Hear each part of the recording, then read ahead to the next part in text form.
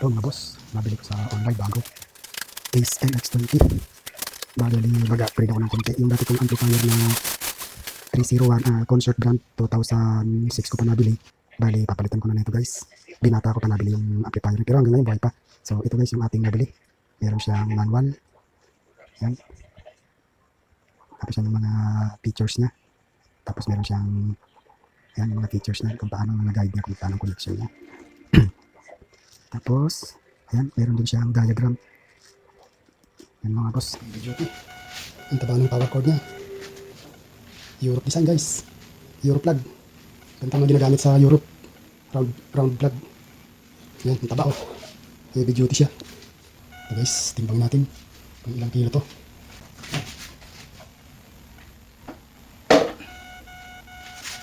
Yan guys. 14.4 kilogram. Ito ba?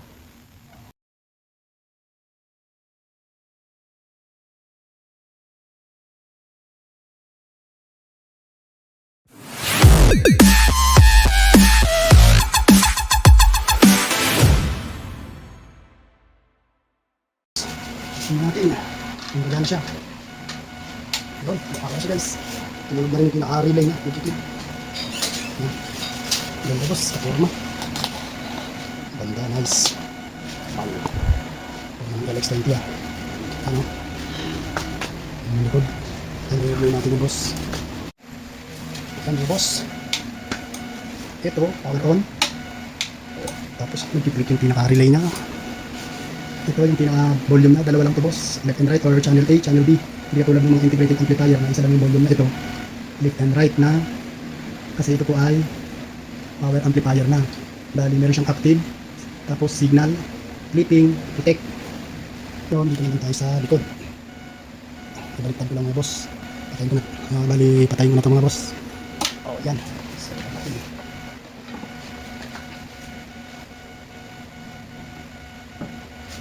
Sa likod. Ito yung dalawang exhaust fan, magkabilaan. Tapos, link. Yung link na to, pwede kang mag-connect dito ng isa pang amplifier.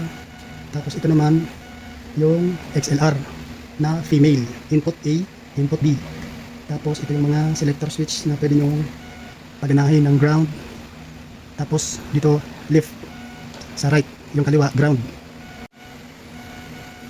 Ito, yung kanan, 0.77 volts. Yung center nya, 1.0 volts. 1.5 sa pinakakaliwa. Tapos sa kanan, nakapass. Yung kaliwa nya, LPF. Tapos ito naman yung ngayon pag-open ko, nakaset lahat siya sa stereo. Yung pinakagitna niyan, mono. Tapos bridge mode. Ayan. Tapos ito yung pinaka-speak on niya, papuntang speaker. Channel A, channel B. Meron din tayong common na kabitan ng speaker. Ito yung core binding post. Negative, positive, negative. Pag bridge mode niya, itong dalawa, pula. May nakalagay siyang positive at negative. Ayan. Ito yung pinaka-fuse niya. Yan guys. Bubuksan natin yan.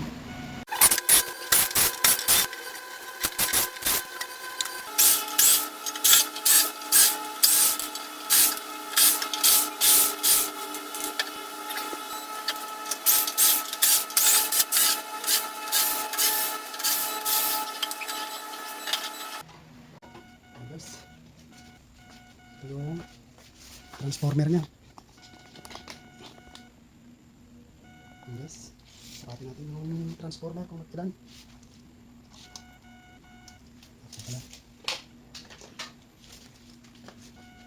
Yan. 6 inches guys, sakto. 6 inches.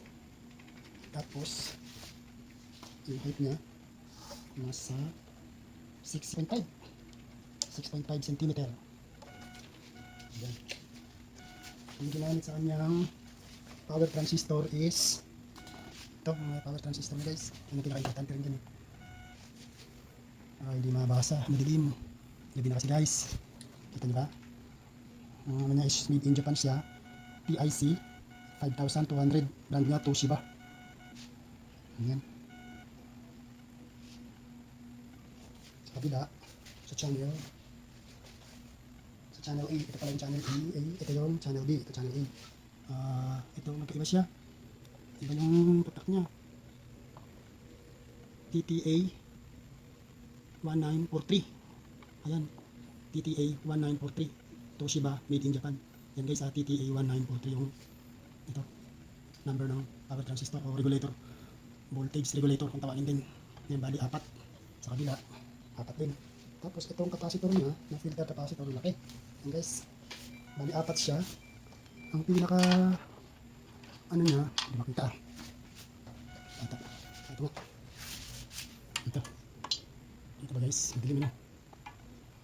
Ayan, 15,000 UF, 15,000 microfarad, tapos 63 volts. Ang brand ng capacitor, Kaptap ang brand ng capacitor na filter. Madilim kasi. Kasi guys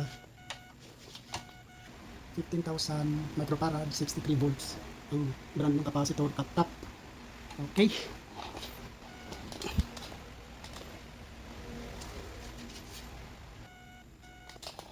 Yan guys, ang laman ng ating Ace LX20. Baliin lang. Tingnan lang guys. Yan.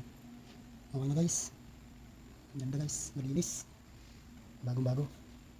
Tapos, ito na yung pinaka main. Yung transformer niya. Ayan. Ito ba guys? Yan. Yan. Bali. Kita. Yan lang. Yan. Bali, yung pinaka power output niya 68 volts, 0, 68 volts, blue, black, blue ang wire. Tapos meron din siyang 17 volts, 0, 17 volts, yellow, black, yellow, volts, green, green. Tapos yan, 220 volts, 50 to 60 hertz. Yan guys, yan lang. Yan. Kayo na maghusga guys, kayo na bahala kung maganda sa inyo. Kaya ang likod.